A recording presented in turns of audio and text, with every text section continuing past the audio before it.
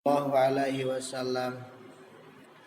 Para guru, para jamaah yang saya hormati, yang saya muliakan, seperti biasa sebelum kita memulai mudzakarah kita bersama, marilah kita memanjatkan doa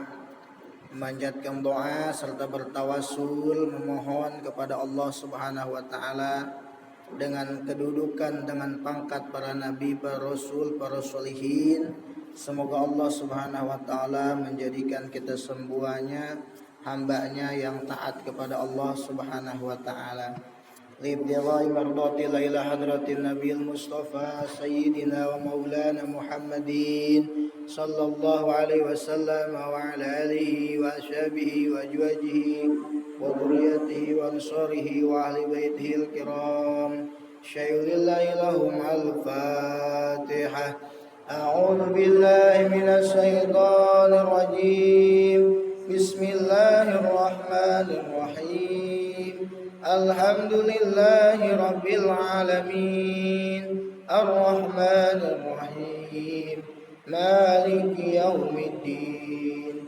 Iyyaka na'budu wa iyyaka nasta'in.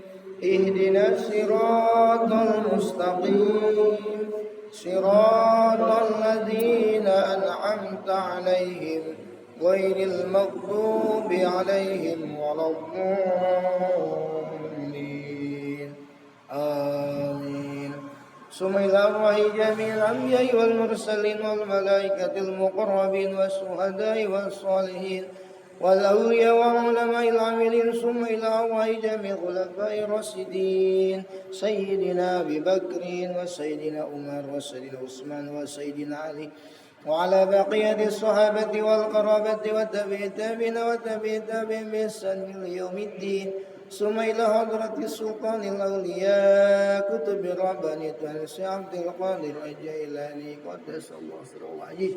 Summa khususan ila ruhi muallif hadal kitab Syekh Abi Suja muallif hadal kitab Syekh Awitan Arah muallif hadal kitab Syekh Ibnu Hajar Al-Asqalani wa nafa'ana bi ulumihim wa karamati Muhammadana bi asarihim wa syiasatihim. Summa khususan ila arwahi abaina wa ummahatina wa jadina wa jaddatina wa amina wa amatina wa khalina wa khalatina wa qarabina wa qarabatina li masyaikhina wa li aqrabaina wa li muta'allimina wa kulli man lawaqna alaina. Summa khususan ila ruhi. Mari kita sebutkan nama-nama almarhum wa almarhumah, baik orang tua yang sudah meninggal atau guru-guru kita. Pada malam ini kita hadiahkan sebagai suatu bakti kita kepada orang-orang kekasih-kekasih kita, khususnya ila ruhi Abi Yahya bin Ansari wa ila Rasulillah kiwiyat kecip sunnah ya mubahana Allah alhamdulillah. Bismillahirrahmanirrahim. Sayyid Abi Haji Abdul Muhyiddin Astima Sayyid Abi Haji bin Astima ila Sayyid Ajma'in wa nafa'ana bi ulumihim bila Allah jami'ah likulli muslimin wal muslimat wal mu'minat wal mu'minat ya Allah ya minhum wal amwat. Syai'ilhum al-Fatihah. A'udzu billahi minasy syaithanir rajim. Bismillahirrahmanirrahim. Alhamdulillahi rabbil alamin. Ar-Rahmanir Rahim. Maliki yaumiddin. Iyyaka na'budu wa iyyaka nasta'in. Ihdinas siratal mustaqim. Siratal ladzina an'amta 'alaihim ghairil maghdubi 'alaihim waladdallin. Amin. Bismillahirrahmanirrahim. Rabbi shrah li sadri wa yassir li amri wahlul 'uqdatam min lisani yafqahu qawli. Allahumma shalli ala sayyidina Muhammad wa ala ali sayyidina Muhammad. Sebelum kita memulai mudzakarah kita bersama, seperti biasa, mari kita niatkan duduk di sini dengan niat-niat yang insya Allah semoga niat kita atau semoga daripada duduk kita di tempat yang mulia ini dengan niat-niat yang baik mendapatkan kebaikan yang amat banyak. Bismillahirrahmanirrahim. Ikuti semua. Bismillahirrahmanirrahim. Coba bareng. Niat saya hadir di majlis ilmu, mengharap ridha Allah, mengharap negeri akhirat, mengharap negeri akhirat, negeri akhirat, menghilangkan kebodohan dari diri saya, menghidupkan agama, mempertahankan Islam dengan ilmu, bersyukur atas nikmat sehat, bersyukur atas nikmat akal, menggugurkan kewajiban dari Nabi Sallallahu Alaihi Wasallam,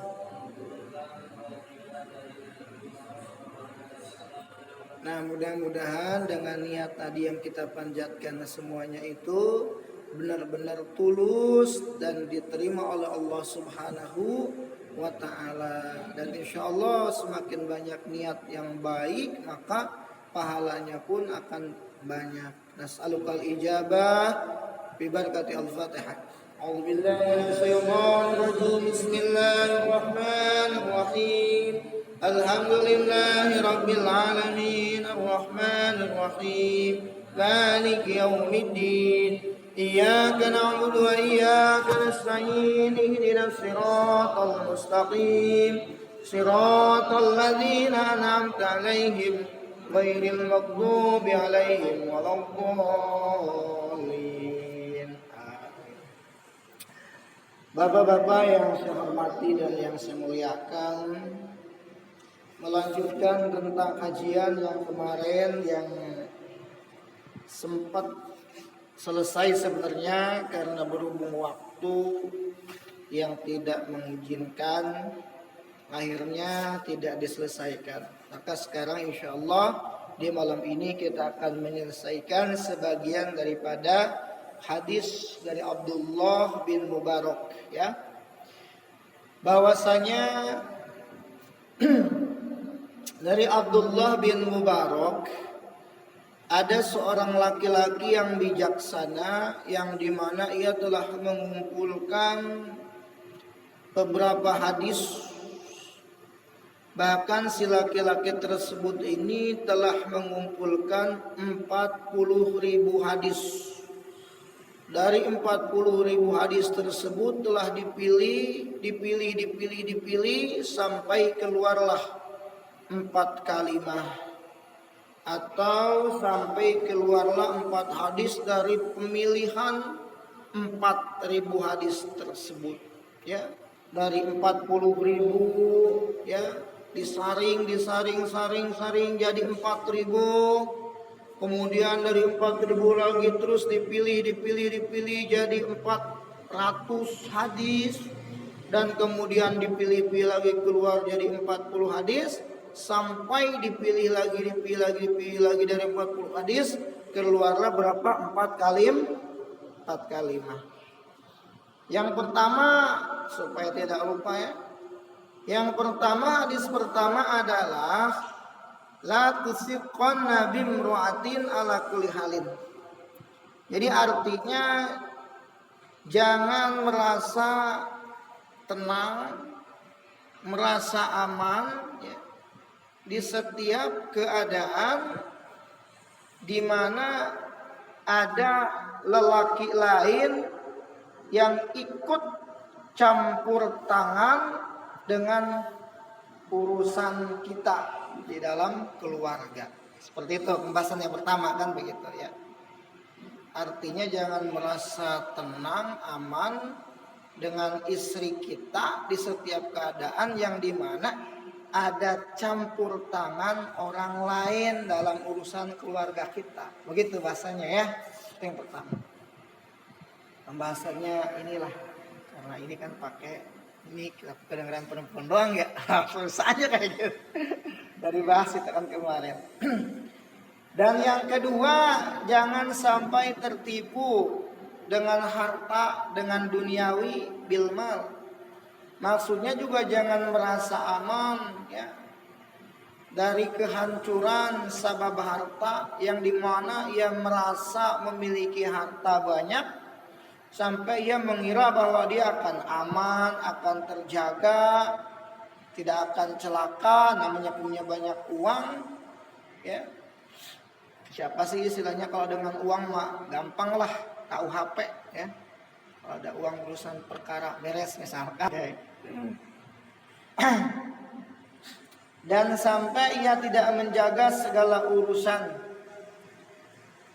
Wala takun mahdu'an bi kasratil mal, dan ia sampaikan terpedaya dengan banyaknya harta di setiap keadaan.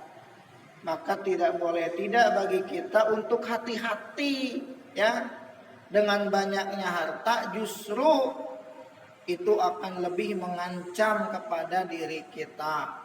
Dan juga jangan sampai dengan banyaknya harta kita ini juga jauh ya dari mengingat Allah Subhanahu wa taala, wa min tazakuril akhirah, yakni jauh dari mengingat akhirat. Allah pesankan dalam Al-Qur'an, ya ayyuhalladzina amanu, wahai orang-orang yang beriman, la tulhikum amwalukum wala auladukum an zikrillah.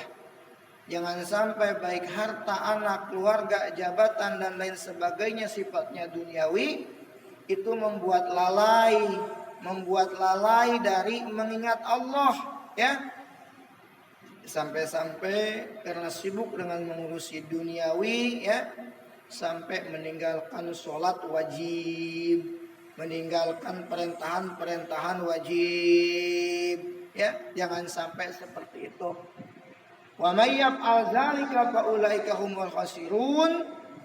Maka siapa saja yang berbuat demikian ya, dibuat lalai tadi oleh harta duniawi, maka nyata niscaya dia akan menjadi orang yang merugi ya. Orang lain mendapatkan keuntungan sedangkan dia mah tidak, tinggal menyesal nanti di alam akhirat ya. Ayatnya sudah begitu ya. Salah siapa? Salah kita memang tadinya lalai, terpedaya, tertipu gitu. Dan ini yang berikutnya yang belum kita bahas adalah wasalisatu. Dan yang ketiga, dari pemilihan hadis 40.000 hadis sampai yang ketiga keluarlah inilah tuhamil ma'idataka mala tutikuhu, yaitu jangan sampai engkau membebani ma'idataka, jangan sampai engkau membebani perutmu mala tutikuhu oleh sesuatu yang engkau enggak kuat menampungnya.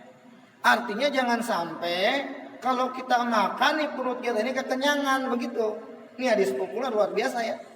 Dari 40.000 hadis inilah yang pilihannya itu ya. Kenapa? Karena qala sallallahu alaihi wasallam, Nabi sallallahu alaihi wasallam bersabda, aslu kulli da'in al-baradatu. Jadi pokok atau sumber dari segala penyakit yaitu al-baradah. Apa? Itu kurang baiknya pencernaan ya. Kalau sudah kurang baiknya pencernaan di dalam perut kita ini, maka itu menjadi biang sumber penyakit. Di sini nih, diatur nih dalam kitab ini juga ada kitab kedokteran juga nih, gitu kan? Karena semuanya itu kalau kita udah apa itu namanya malas makan lain sebagainya kan, mungkin muncul nanti ya penyakit mah dari mah lain sebagainya, nanti bisa penyakit mamah juga bingung kayak gitu. Itu diatur masya Allah ya. Rawahu Daruqutni, hadis diriwayatkan oleh Imam Daruqutni dari Sayyidina Anas, dari Ibni Sunni dan Abu Naim dari Sayyidina Ali tuh, dan dari Ibni Syahid dan dari Imam Zuhri. yakni yang dimaksud adalah ay aslu kulli da'in muta'alliqun bil ma'iddati tuhmati, yaitu pokok sumber segala penyakit, yaitu berkaitan dengan pencernaan perut yang kurang baik, Pak. Ya. Jadi sumber penyakit nih ya, sumber penyakit baik itu penyakit mungkin darah tinggi dan lain sebagainya ya. Walaupun saya bukan dokter, bisa nemu nih di sini kitab nih ya.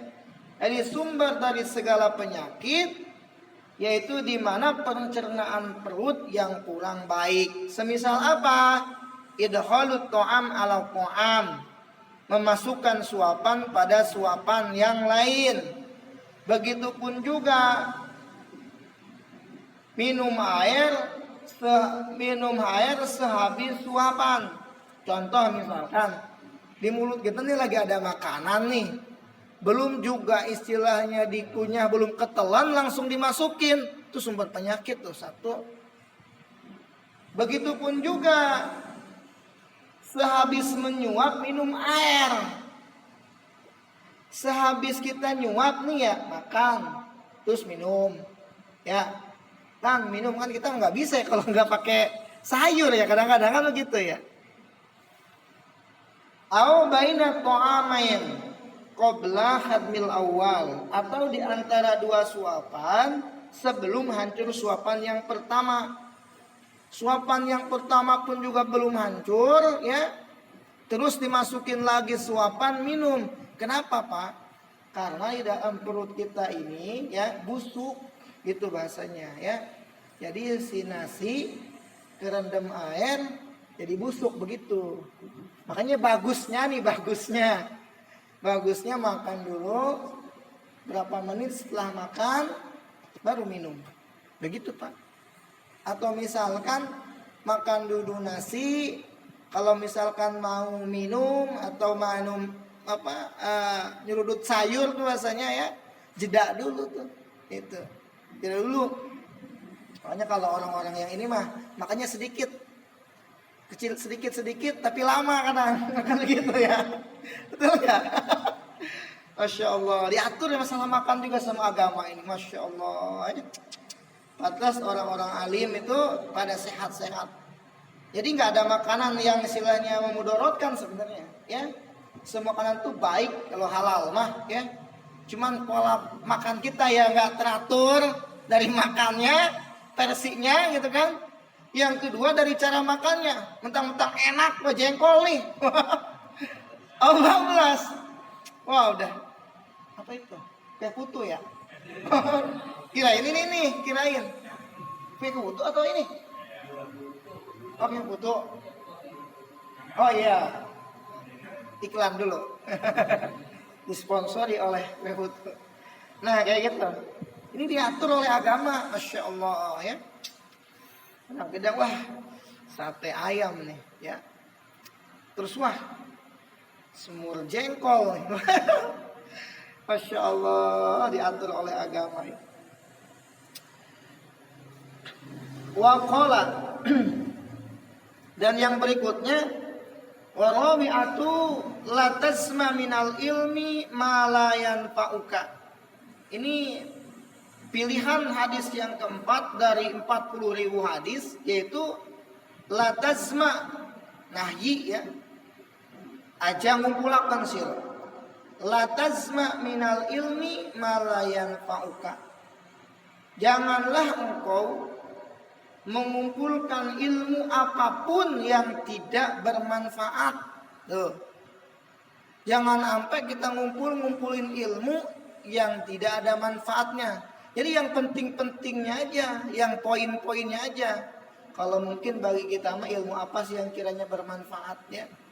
Kalau misalkan sekarang malah udah kayak begini, ya bagus juga sih belajar ilmu-ilmu pengobatan jin misalkan. Kan ada tuh sekarang lagi tren lah gitu ya, penangkapan hantu misalkan, kan ada ilmunya tapi udahlah ya yang kayak gitu. Sekarang cari ilmu yang sifatnya bermanfaat maksudnya ya. Ilmu apa itu bermanfaat? Ya, ilmu dalam keluarga pentingnya, terutama ilmu-ilmu dalam hal-hal ibadah. Bagi kita mah itu aja udah. Ya, makanya di sini dikatakan, bahkan di ta'lim pun dikatakan ya. Artinya yang poin-poin penting-pentingnya aja dalam menuntut ilmu itu ya. Karena waktu kita kadang-kadang bukannya terbatas, kita membatasi waktu karena kesibukan-kesibukan kita. Nah itu. Jadi jangan sampai kita ngumpulin ilmu yang tidak bermanfaat untuk kita. Jadi kalau misalkan ilmu inilah biasa ilmu beginian mah, misalkan ya wis nggak usah dipakai lah, nggak usah dipelajari lah, artinya buang-buang waktu. Mending cari ilmu yang sifatnya bermanfaat walaupun sedikit ya. Qala rajulun, seorang laki-laki bertanya kepada Abi Hurairah radhiyallahu taala anhu. Laki-laki tersebut ini bertanya kepada Abi Hurairah begini pertanyaannya, ini uridu an ta'allamal ilma wa akhafu an udayyi'ahu. Abi Hurairah, aku ingin mempelajari ilmu tapi aku takut nyanyain ilmu itu gitu. Kata seorang laki-laki ini bertanya, saya pengen belajar nih, tapi saya takut nyanyain apa yang saya dapat. Apa kata Abi Hurairah? Faqala kafa bitarkika lil ilmi ilmu'atan.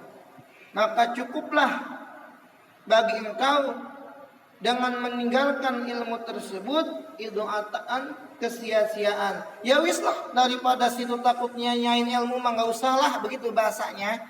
Itu buang-buang waktu gitu bahasanya ya. Wa qala Imam Syafi'i telah berkata radhiyallahu taala anhu, min makaidis syaitan tarkul amal khaufan min ayyaqulan nasu innahu limura'in. Setengah daripada tipu daya setan yaitu meninggalkan amal perbuatan khaufan karena takut orang lain nyebut kita ria. Contoh misalkan gini, saya habis sholat maghrib ini mau sholat ba'diyah maghrib. Cuman karena memang kita jarang-jarang ba'diyah maghrib. Pas kita mau sholat, hati kita nih, waduh kalau saya sholat nih takut disebut riya sebenarnya gitu tuh ya. Akhirnya kita enggak ngelakuin. Itu setengah daripada tipu daya setan itu. Jadi bisikan setan itu di hati kita. Atau misalkan tadinya kita mau nyumbang 200.000 nih. Wah kalau saya masukin duit 200.000 ke kotak nih, put ada orang yang ngeliat, nanti saya disebut ria lagi. Lah mending yang 2.000 aja deh misalkan. Itu salah daripada tipu daya setan itu ya. Artinya terserah orang mau ngomong apa. Yang penting tadi rasa takut kita disebut ria oleh orang, ingat itu salah satu daripada tipu daya setan ya, bisikan setan itu kepada kita. Justru kalau kita meninggalkan sesuatu karena kita khawatir disebut ria, maka justru itu perbuatan ria, begitu bahasanya ya. Paham ya? Gitu. Misalkan itu tadi kalau saya seandainya sholat, nanti orang-orang wah nyebut saya orang soleh nih misalkan ya, atau disebut ria nih dengan sedekah nih, akhirnya enggak, justru dengan enggak itu jadi ria nih, begitu Pak ya, jadi dapat dosa ria. Ri'anna tadkhirul amal, karena sesungguhnya membersihkan amal min najatis syaitan, dari tipu daya setan atau dari melepas tipu daya setan, yaitu bil kuliah dengan secara umum muta'adirun, yaitu dapat menjadi penghalang. Umpama nih, ya wis nggak usah dipikirin bisikan kayak begitu, orang lain ngomong apa kayak dah saya masukin 100.000 nih, tah. Ya wis orang lain mau ngomong apa kayak, memang saya juga jarang sholat ba'diyahnya, akhirnya dia sholat. Nah, maka akhirnya itu menjadi penghalang dari tipu daya setan. Waduh, kata setan gue bisikin, agak mempan juga nih. Gitu. Itu jadi jangan dikasih celah. Falau waqafna al-ibadata 'alal kamal, la ta'addarul istighala bi syai'in minal ibadah. Jikalau kita menetapkan ibadah pada kesempurnaan, maka sungguh pasti akan terhalang kesibukan diri kita dengan sedikit ibadah. Artinya justru kalau kita menyempurnakan ibadah kita nih, maka yang sedikit ibadah tersebut, ya sifatnya tadi yang sedikit ibadah yang dimana kosong, yang mana ruang tadi itu tertutupi oleh kesempurnaan. Memang wadzalika yujibul baqalata allati awsabar di syaitan, justru memang itu tujuan setan. Ya. Justru hal tersebut memang tujuan setan supaya kita itu mengosongkan waktu-waktu ibadah dengan tadi ada kekhawatiran gitu maksudnya. Maksudnya dengan tadi kita nggak berbuat, kata setan nih. Justru keinginan setan itu begitu gitu ya.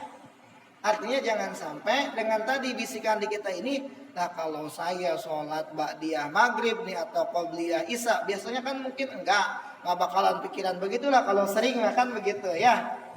Nah itu tipu daya setan. Artinya sholat aja udah. Nah gitu. Atau infak aja. Nah kayak gitu ya. Itu adalah yang keempat. Walidah qala ba'duhum, sebagian ulama berkata siru ilallahi arzan wa mukathiron. Berjalanlah engkau kepada Allah dengan berkelok wa mukathiron dan berpencar. Artinya nih kita beribadah kepada Allah sudah, makanya dengan berbagai-bagai jalan, berbagai-bagai cara.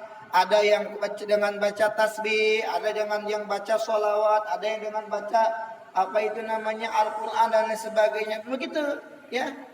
Jadi berkelok-kelok biar nggak bosan gitu maksudnya. Kita kan bosanan ya, betul tidak? Baca Quran lagi dapat lagi mau 3 lembar 7 bulan enggak ya begitu. Jadi kita kan bosanan, nanti apalagi yang kita baca begitu Pak ya. Jadi kesimpulannya adalah dari 4 kalimat ini, dari pilihan atau dari pemilihan 40.000 hadis keluar 4 kalimat tadi, monggo itu tinggal diamalkan mungkin ya. Dan yang berikutnya supaya kepada beres maqalah nih kita lanjutkan lanjut kepada pembahasan kita fikih. Qala Imam Syafi'i, berkata Imam Syafi'i radhiyallahu taala anhu, man ta'alamal Qur'ana azumat skimatuhu atau azumat skimatuhu. Siapa orang yang belajar Al-Quran, belajar baca Al-Quran, apalagi ya menghafal Al-Quran ya, azumat skimatuhu, maka pastilah dia akan besar harganya. Begitu Pak. Jadi kalau kita pengen besar, pengen diagungin orang, maka pelajari Al-Quran ya. Di mana-mana sekarang kan yang dicari buat imam-imam kan orang tahfidzul Quran, ya betul tidak ya, di masjid-masjid agung ya, orang-orang yang paham Al-Quran, orang-orang yang bisa Al-Quran kan, sampai istilahnya ke Timur Tengah ya, diperlombakan, ada yang dapat 100 juta, 200 juta ya. Kalau ahli kitab baca kitab begini lama di mana? Paling tingkat kecamatan. Luar biasa ya. Sekarang di perumahan-perumahan yang dicari kan orang-orang yang bisa baca Quran, pelajari anak-anak dan sebagainya. Ini Imam Syafi'i yang bilang, adumat kimatu. Ini penghargaannya luar biasa, ya. Apalagi orang-orang itu paham daripada ilmu-ilmu tajwidnya, ilmu-ilmu qiraatnya itu luar biasa. Ya. Wajar ya, wajar orang-orang yang istilahnya lebih daripada Al-Quran itu besar daripada penghormatan ya kepada orang tersebut. Ini kata Imam Syafi'i. Jadi kalau ingin besar daripada penghargaan penghormatan kepada kita, maka silahkan monggo belajar Al-Quran ya. Dan yang kedua, man ta'allama al-fiqha, siapa orang yang belajar ilmu fikih itu nabula qadruhu, maka akan cerdik, akan cerdas, akan cerdik perhitungannya. Jadi perhitungannya itu akan benar-benar cerdas kalau kita belajar ilmu fikih ini. ya. Perhitungan kita ini akan cerdas. Ini begini, oh ini halal, ini haram. Lebih kepada hati-hati kalau belajar ilmu fikih mah.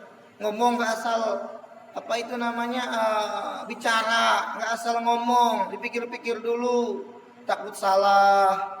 Kalau jawab juga takutnya nanti juga kalau belum pas takutnya nyesatin orang begitu.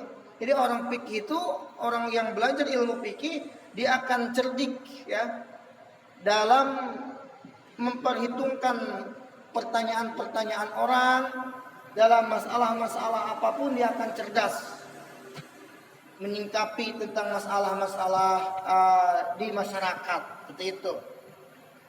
Waman katabal hadisa qawiyat hujjatuhu. Nah, siapa orang yang menulis ilmu hadis ya. Jadi siapa orang yang menulis ilmu hadis, maka dia akan kuat hujahnya. Hujahnya itu akan kuat ya. Makanya kalau orang udah hafal hadis kan ya, wah, wow, Imam Bukhari, wah ini bid'ah gitu. Betul tidak? Hujahnya kuat, Pak. Jadi sama kita kalau debat sama orang yang hafal itu kalah kita. Dia lari ke sana, ke sini, nggak tahu nyambung, nggak tahu benar hadisnya. Ya, itu asal disambung-sambungin aja kayak begitu. Ya, nah ini. Jadi kalau pengen kuat hujahnya, maka silahkan hafalkan hadis. Wa man ta'alamal hisaba, ya, jazula ra'yuhu. Siapa orang yang belajar ilmu hitung, ilmu hisab nih, ilmu hitung, perhisaban, perhitungan, akan fasih pikirannya itu Pak, ya. Kalau kita belajar ilmu hitung nih, ilmu hitung-hitungan nih, kita belajar, oh, akan fasih nih pemikiran kita. Ini kali sekian, sekian, begitu kan? Kalau orang-orang yang hitung duit begitu, hitungnya doang kan tuh gitu. Ini hasilnya begini, modal begini, nanti untungnya sekian kan begitu. Ini kata masyarakat. Waman ta'alamal arabiyata, siapa orang yang belajar ilmu Arab, roko tabuhu maka akan lembut tabiat. Wataknya itu akan lembut, Pak. Ya. Wataknya orang yang belajar ilmu nahwu, ilmu Arab itu. Orang yang belajar ilmu nahwu, maka dia akan mempunyai tabiat yang lembut, karakter yang lembut. Karena tutur katanya diatur oleh bahasa, gitu loh. Belajar bahasa Arab maka akan bertutur kata yang lemah lembut insyaallah. Wa man lam yasun nafasahu lam yanfahu. Maka siapa orang yang tidak menjaga nafsunya lam yanfahu ilmu, maka ilmunya tidak akan ada manfaatnya. Walaupun dia ahli dalam Al-Qur'an, walaupun dia ahli dalam ilmu fikih, walaupun dia ahli dalam ilmu hadis, walaupun dia ahli dalam ilmu hisab, dalam ilmu arab, ilmu lughat, ilmu dan lain sebagainya, tapi ia tidak menjaga nafsunya, maka ilmunya itu nggak ada atau nggak bakalan bermanfaat. Begitu. Jadi poinnya ya di diri kita ini. Kalau kita sudah bisa mengalahkan hawa nafsu kita, maka insya Allah maka ilmu walaupun sedikit itu akan bermanfaat, ya begitu. Kalau kita ingin dapat ilmu laduni kata Mu'ad bin Jabal syaratnya 4. Itu Pak. Jadi kata Mu'ad bin Jabal ilmu laduni ini setiap harinya turun ke bumi. Yang ilmu memang langsung dari Allah Subhanahu wa taala, ya. Yang ilmu langsung dari Allah Subhanahu wa taala tanpa belajar bahasanya. Begitu. Jadi ilmu laduni setiap harinya itu turun ke bumi, dia nyari orang yang dimana orang tersebut itu tidak memiliki 4 ciri. Yang pertama, orang itu nggak memiliki sifat cinta terhadap dunia. Nah ini masalah. Kayaknya bukan di kita lagi di hati ya. Itu mental nggak mau tuh kalau di hatinya ada sifat cinta terhadap dunia. Ilmu laduni yang dari Allah itu turun tuh nggak mau dia, nggak mau netep di hati orang itu. Insya Allah. Dan yang kedua, ilmu laduni itu gak mau masuk kepada orang yang di hatinya memikirkan hari esok dalam urusan dunia. Duh, besok nanti saya mau makan apa ya? Kira-kira dapat duit atau enggak? kira-kira di pekerjaan saya ini saya diomelin apa enggak? Enggak rusing masalah duniawi untuk hari esok. Ini kayaknya bukan di kita juga. Pantas. Dan yang ketiga, hatinya itu enggak ada rasa dengki, enggak ada rasa iri terhadap saudara kita. Siapa? Kaum muslimin, orang lain, tetangga atau apa, dia punya barang-barang mewah, jabatannya naik, padahal sama kita emang satu kerjaan, tapi kita nggak iri. Nah, nggak iri dengan tetangga, nggak iri dengan saudara. Ilmu laduni bakalan insya Allah masuk tuh kepada hati seorang yang nggak memiliki sifat iri. Tapi kalau ada di diri kita ini masih sifat dengki, sifat kehel, tahu kehel nggak? Kesel ya, kesel nih. Akan dengki juga tuh ya, istilahnya. Nah, maka ilmu laduni itu nggak bakalan masuk tuh. Sama di hati orang, yang di hati orang tersebut ada sifat iri, ada sifat dengki. Nah, ilmu laduni mental juga tuh. Dari hati orang yang di hatinya ada sifat iri, ada sifat dengki. Masya Allah. Dan yang keempat terakhir, kayaknya bukan di kita lagi.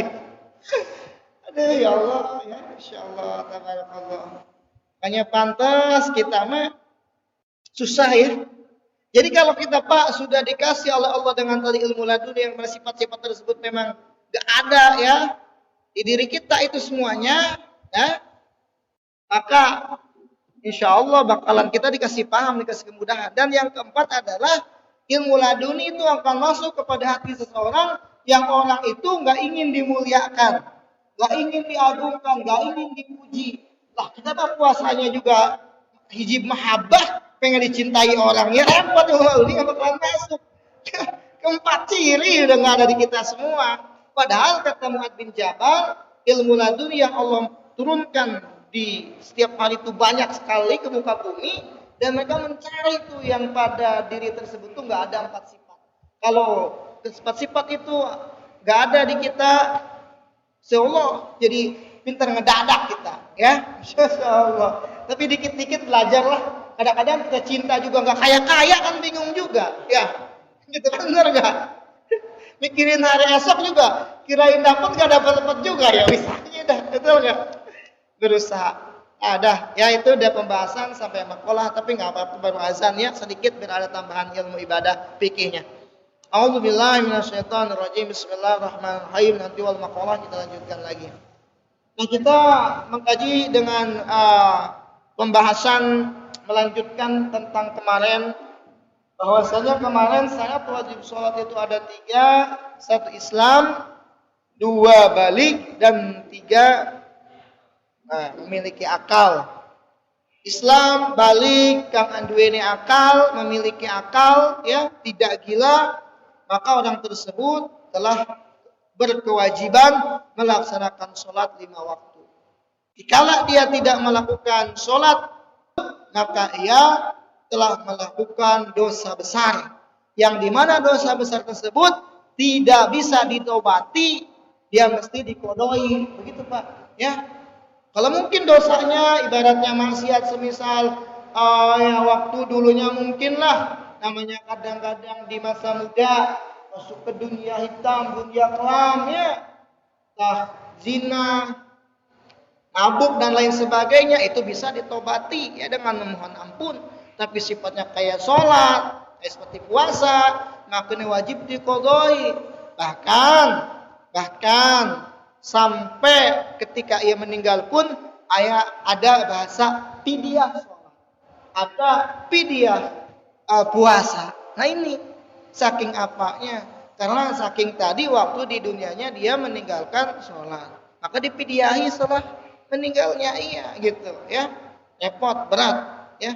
Ini Masya Allah, orang kadang-kadang menganggap enteng tentang masalah sholat, padahal siksaan sholat ini nikmat luar biasa. Banyak jutaan orang di alam kubur pengen dibangkitkan, pengen dibangunkan hanya untuk bersujud saja sejenak saja kepada Allah Subhanahu wa taala.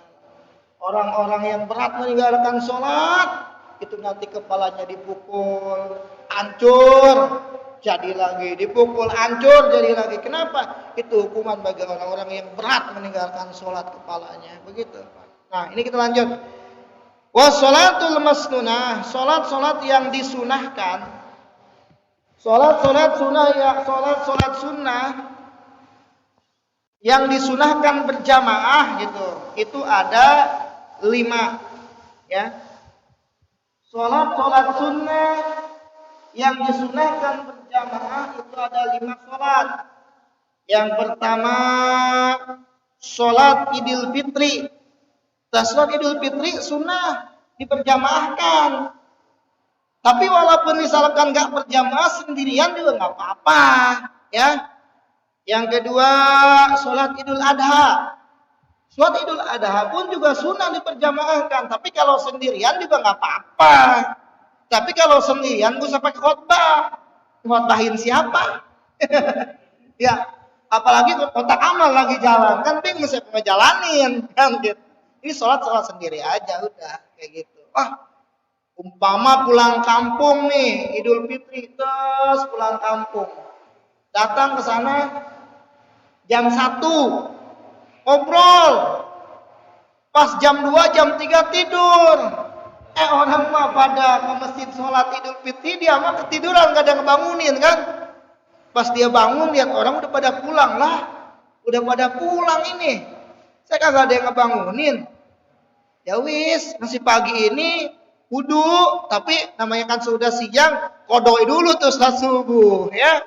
Baru sholat sunnah Idul Fitri, Idul Adha. Itu sunnah diberjamaahkan. Terus yang berikutnya adalah sholat kusufani, gerhana bulan, gerhana matahari. Ini sunnah diberjamaahkan. Gerhana bulan sunnah diberjamaahkan, gerhana matahari sunnah diberjamaahkan. Cuman kesunahannya kalau gerhana matahari itu sir bacaannya. Ini maksud gerhana matahari, Bismillahirrahmanirrahim, udah kayak sholat di tengah malam, sir ya. Biasa aja gitu Pak ya. Walaupun sunnah diberjamaahkan tapi bacaannya disirkan. Namanya juga sholat di siang hari ya, betul tidak? Kadang-kadang imam kan siar Nah ini siar menurut akal ya, nggak bisa diakalin kalau ibadah ya. Itu istilahnya kawal yang lebih ininya, lebih kuatnya begitu ya. Dan yang berikutnya adalah sholat istisqa. Sholat istisqa ini sunnah diberjamaahkan. Dikit lagi ya, nggak apa-apa ya. Ini maksudnya biar agak ini dapat nih ya. Baru aja azan. Wa sunanut tabi'atu lil faraidi sab'a asyarata rakaatan. Adapun salat sunnah yang menyertai salat fardu itu ada 17. Jadi sholat sunnah yang menyertai sholat fardu itu ada 17 ya. Sholat sunnah nih yang mengikuti sholat fardu muakkad rawatib itu jumlahnya ada 17. Saya ulangi. Sholat sunnah yang menyertai sholat fardu itu ada 17. 1 rakaat al-fajri, 2 rakaat sholat fajar qobliyah subuh tuh, hitung 2 tuh. Wa arba'un qabla duhri, 4 rakaat sebelum duhur. Wa raka'atani ba'dahu, 2 rakaat setelah duhur. Wa arba'un qabla al-asri, 4 rakaat sebelum asar. Wa raka'atani ba'dal maghribi, 2 rakaat setelah sholat maghrib. Wa salasu ba'dal isya'i, dan 3 rakaat setelah sholat isya. Yutiru biwahidatin minhunna, dengan ia melakukan 1 sholat witir. Nah, sholat witir ini aqallul witri wal wahidatu hi aqallul witri. 1 rakaat sholat witir itu aqallul witri minimal. Jadi minimal sholat witir itu 1 rakaat, itu paling minim. Adapun maksimalnya 11 rakaat. Nah, dan waktunya sholat witir yaitu bainas sholatil isya'i wa tulil fajri, antara sholat isya dan muncul fajar. Jadi kalau sholat witir itu isya dulu ya. Baina sholatil isya wa tulu'il fajri. Isya dulu. Setelah sholat isya tuh sampai muncul fajar, sampai istilahnya mau ke subuh lah. Nah, ini kalau awtaro qoblal isya amdan aw sahwan lam yu'tada bihi. Dikalau ada seseorang sholat witir sebelum isya, misalkan kali kita isya, witir dulu gitu. Amdan memang dengan sengaja dia mah pengen viral kali. Misalkan. Aw sahwan atau memang kena lupa, lam yu'tada bih, maka itu tidak dianggap sholat witir. Jadi sholat sunnah biasa aja, ya. Kayak gitu. Jadi sholat witir itu harusnya atau persyaratannya adalah ba'da sholat isya. Ini sholat sunnah rawatib, tapi nggak muakkad ya. Muakkad itu adalah yang dianjurkan, nanti jumlahnya 10 ya. Silahkan monggo itu mah apa-apa. Bahkan ada di hadis-hadisnya nih ada ya. Sebagian saja. Kalau kita malamnya nggak tahajud nih, nggak tahajud, pengen ngimbangin sholat malam, maka monggo dalam hadis kerjakanlah sholat qobliyah dohor 4 rakaat. Nah, itu sama menyamai dengan sholat malam. Misalkan malam gak tahajud, dohor qobliyahnya 4 rakaat dengan 2 kali salam. Itu sama mengimbangi dengan kita sholat malam seperti itu. Nah, para bapak yang saya hormati yang saya muliakan, memang sudah isya. Insyaallah nanti kita lanjutkan di lain waktu dan mudah-mudahan bermanfaat.